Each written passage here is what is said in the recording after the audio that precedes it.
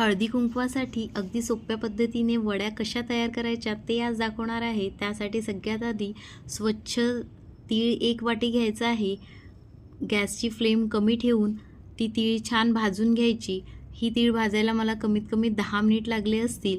त्यानंतर ती एका ताटामध्ये काढून ठेवली। इकडे त्याच कढईमध्ये 1 चम्मच तूप घातलं। ज्या वाटीने 1 वाटी तीळ घेतली होती त्याच सेम वाटीने 1 वाटी गूळ घेतला।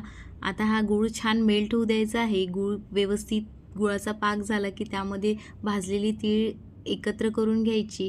इकडे पोळपाट लाटण्याला मी आधीच तूप लावून ठेवलं होतं।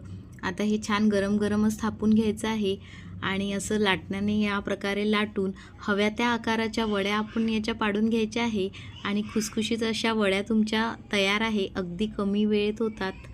नक्की ट्राय करा। व्हिडिओ आवडला असेल तर लाईक करा, शेअर करा आणि चॅनलला सबस्क्राईब करा। Happy Makar Sankranti to all.